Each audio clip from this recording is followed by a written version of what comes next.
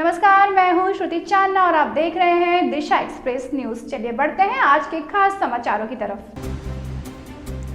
अफीम नीति में संशोधन के विषयों को लेकर पूर्व में भी भारतीय किसान संघ अफीम संघर्ष समिति द्वारा वित्त राज्य मंत्री पंकज जी चौधरी से विस्तार से दिल्ली में लगभग 1 घंटा 30 मिनट बातचीत व किसानों की वाजिब मांगों युक्त ज्ञापन सौंपा।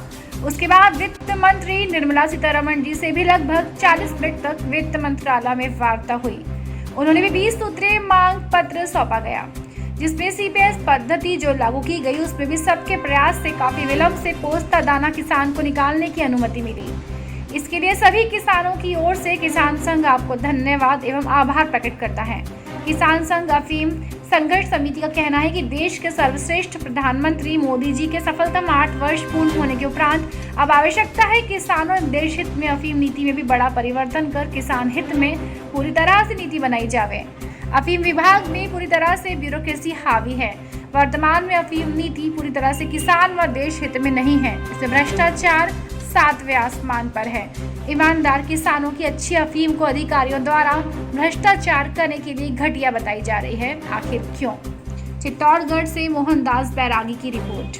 महानुभाव, हम सभी आज अपनी अफीम किसान की समस्या को लेकर के ज्ञापन माननीय वित्त मंत्री महोदय भारत सरकार को प्रदान कर रहे हैं, जिसमें अफीम किसान संघ राजस्थान, मध्य प्रदेश और भारतीय किसान संघ अफीम संघर्ष समिति के संयुक्त तत्वाधान में एक ज्ञापन दिया जा रहा है, जिसमें अफीम किसानों की बहुत सारी समस्या जिससे अफीम किसान गुजर रहा है, जिसमें सबसे बड़ा नारकोटिक्स विभाग में व्याप्त भ्रष्टाचार जिससे किसानों की जड़ें खोखली कर दी है, सरकार की जड़ें खोखली कर दी है, उसके खिलाफ में तथा किसानों की बहुत सारी समस्याएं मैं ज्ञापन पढ़ के सुना रहा हूँ।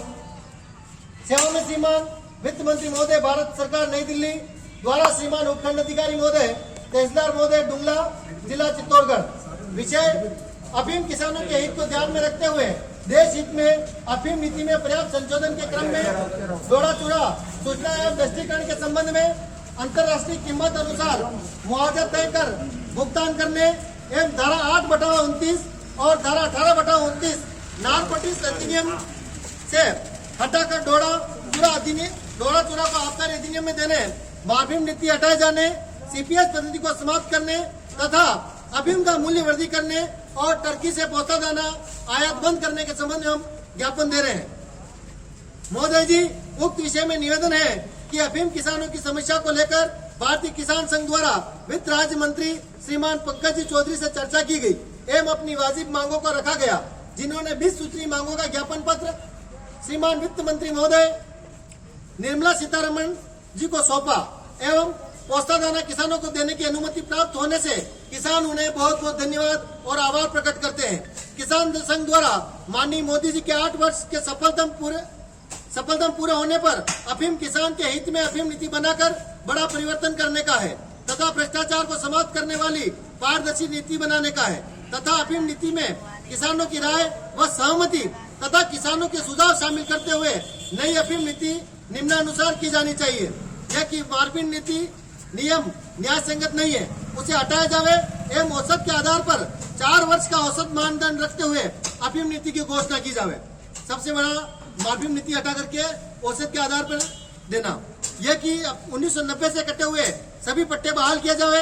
यह कि सभी समान आरी के पट्टे जारी हो व 2 खंड में लुवाई, चिराई व बुआई का अधिकार प्राप्त हो।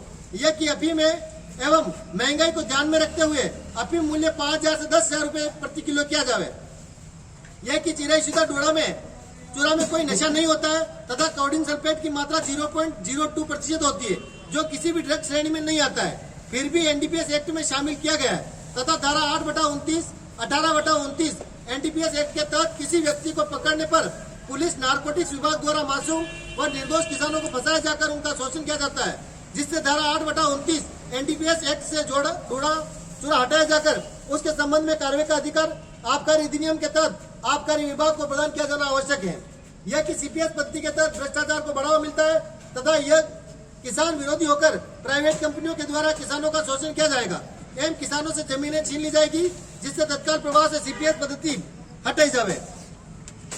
यह कि टर्की से पोस्ता दाना, श्रीमान से मैं निवेदन करना चाहता हूँ कि टर्की को जब गेहूं भेजा गया तो टर्की के द्वारा उस गेहूं में इबोला वायरस बता करके किसानों का अपमान किया गया, सरकार का अपमान किया गया।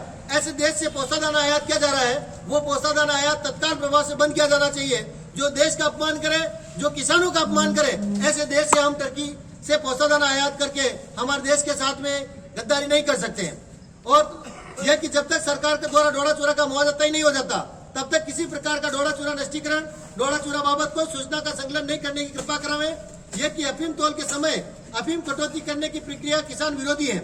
यदि अफीम कटौती कर ली जाती है तो अफीम बढ़िया ही बचती है, फिर उसका भुगतान कम क्यों किया जा रहा है।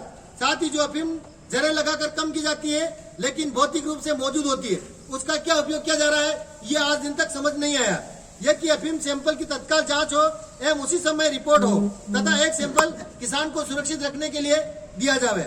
यह कि सभी राज्यों में अफीम नीति एक समान लागू हो। अंत में प्रार्थना है कि हमारी जो वाजिब मांगे हैं उसको नई अफीम नीति में स्थान देते हुए किसानों की समस्या का निराकरण करने की कृपा करावे। अब आ गया है आपके शहर का अपना all in one service app Disha market. Multi vendor platform के साथ एक बेहतरीन शुरुआत। अब सारे काम करें बस एक ही ऐप पर, जैसे parcel delivery, food orders, grocery या किराना सामान, दवाइयाँ, राइड बुकिंग और अन्य प्रकार की समस्त ऑनलाइन सर्विस उपलब्ध। तो देर किस बात की, अभी गूगल प्ले स्टोर पर जाएं और इंस्टॉल करें दिशा मार्केट। अधिक जानकारी के लिए विजिट करें www.dishamarket.com।